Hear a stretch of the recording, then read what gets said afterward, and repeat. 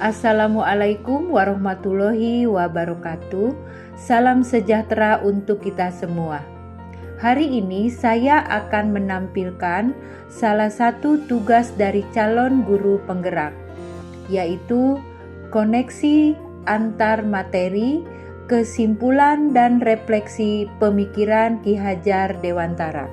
Saya merupakan salah satu calon guru penggerak angkatan kelima.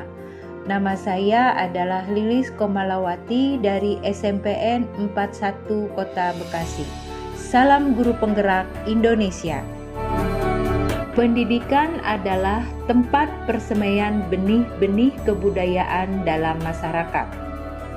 Ki Hajar Dewantara memiliki keyakinan untuk menciptakan manusia Indonesia yang beradab, maka pendidikan adalah menjadi kuncinya. Pendidikan merupakan ruang bertumbuhnya nilai-nilai kemanusiaan yang dapat diwariskan.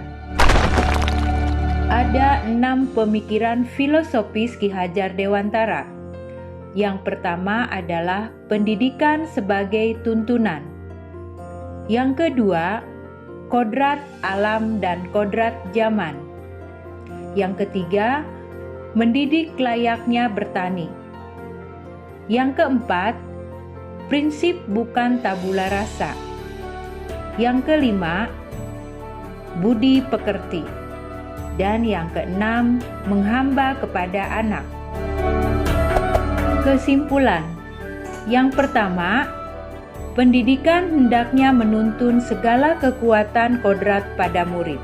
Yang kedua, murid adalah hal yang paling bernilai, maka harus menerima keanekaragaman karakteristik murid sesuai dengan kodratnya. Yang ketiga, guru layaknya sebagai petani, maka guru harus mampu memfasilitasi tumbuh kembang segala kekuatan kodrat murid melalui penciptaan ekosistem belajar yang menyenangkan. Kesimpulan yang keempat, menerapkan metode AMONG untuk mencapai tujuan pendidikan nasional. AMONG dengan kata lain emban, berarti menjaga, membina, dan mendidik murid dengan kasih sayang dan keikhlasan sesuai bakat dan minat murid untuk menemukan kemerdekaan dalam belajar.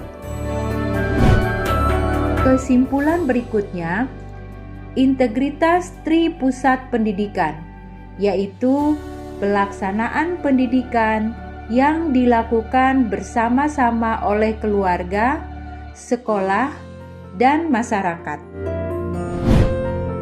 Berikutnya, saya akan menyampaikan refleksi, di mana refleksi ini terdapat 3 pertanyaan. Pertanyaan yang pertama, sebelum saya mempelajari modul 1.1, apa yang saya percaya tentang murid dan pembelajaran di kelas? Yang pertama, dalam pembelajaran, saya memandang pentingnya transfer pengetahuan, sehingga guru harus aktif mengajar dan siswa harus aktif memperhatikan. Yang kedua, dalam pembelajaran, saya sering menggunakan metode atau strategi yang cocok menurut saya, tanpa memperhatikan keinginan dan kebutuhan belajar murid. Yang ketiga, dalam pembelajaran, saya sering memerintah, mengerjakan, dan memberikan hukuman. Dalam pembelajaran, saya menginginkan murid harus tertib, duduk rapi, diam, dengan pandangan terpusat kepada guru, dengan harapan murid dapat mudah memahami materi-materi yang saya sampaikan. Yang kelima, dalam pembelajaran, saya mengutamakan target kurikulum, sehingga saya berusaha menuntaskan materi dan melihat hasil belajar dari hasil ujian tanpa melihat proses.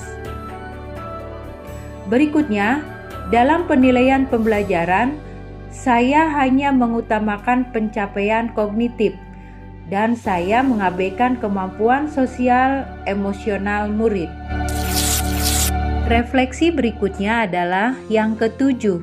Saya menjadi yakin bahwa memanfaatkan berbagai sumber belajar seperti lingkungan, surat kabar, majalah, narasumber, maupun internet yang dekat dengan kehidupan murid akan memberikan pengalaman bermakna dalam belajar murid.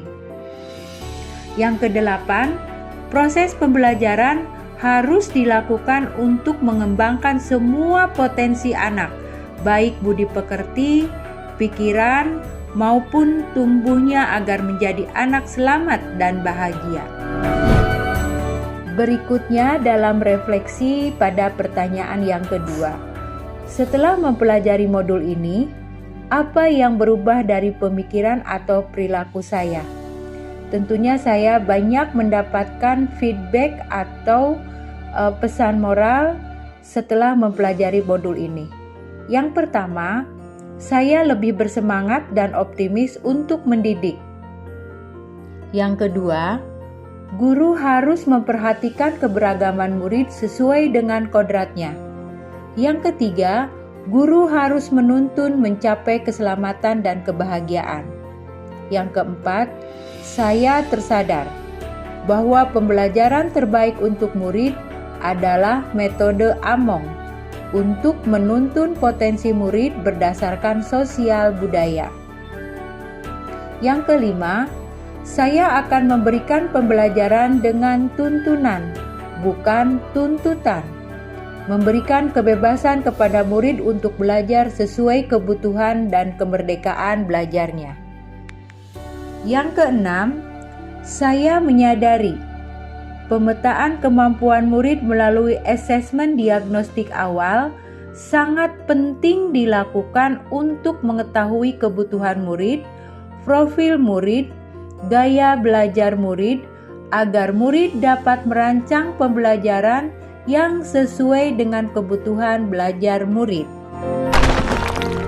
Berikutnya adalah pertanyaan yang ketiga pada refleksi. Apa yang bisa segera saya terapkan agar kelas saya mencerminkan pemikiran Ki Hajar Dewantara? Yang pertama, saya akan menumbuh kembangkan pendidikan karakter peserta didik dengan pembiasaan budaya positif di sekolah, serta membudayakan budaya lokal untuk mentransformasikan pendidikan karakter peserta didik. Yang kedua, melakukan asesmen diagnostik mengenai potensi, minat, bakat, dan cara belajar murid untuk mendukung kebutuhan belajar murid.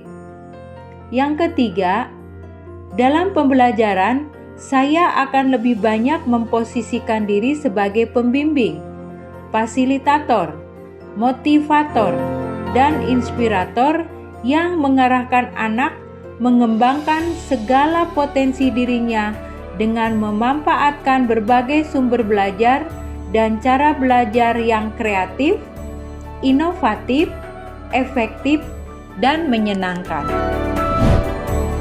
Trilogi pendidikan. Yang pertama, Ingarso Sumtulodo, artinya pendidik berada di depan untuk memberi teladan. Dalam hal ini, peranan guru sangat besar dalam memberi teladan kepada peserta didiknya. Kita mengenalnya dengan istilah atau pepatah, guru kencing berdiri, murid kencing berlari. Sangat mungkin untuk terjadi. Oleh karenanya, teladan guru harus senantiasa ditunjukkan kapan saja dan di mana saja. Yang kedua, Ing Madya Mangunkarso, artinya pendidik berada di tengah, membangun keinginan.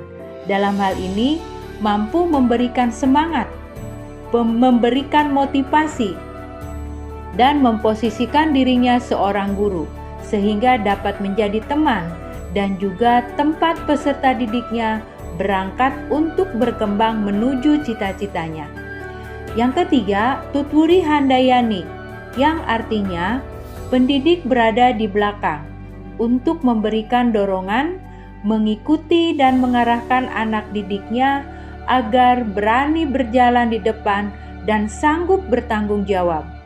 Hal ini berarti guru harus selalu mendorong peserta didiknya dalam mengembangkan bakat dan minat sesuai dengan yang dikehendaki. Implementasi trilogi pendidikan Ki Hajar Dewantara apabila dilakukan dengan sebaik-baiknya tentu akan berdampak baik yang bertujuan dapat memerdekakan peserta didik. Oleh karena itu, mari berusaha dan saling mendukung agar cita-cita pendidik dapat terwujud melalui trilogi yang sudah ada. Demikianlah presentasi yang baru saja saya sampaikan untuk memenuhi tugas calon guru penggerak 1.1.A.8 tentang kesimpulan dan refleksi pemikiran pendidikan Ki Hajar Dewantara. Terima kasih, sampai jumpa. Salam guru penggerak.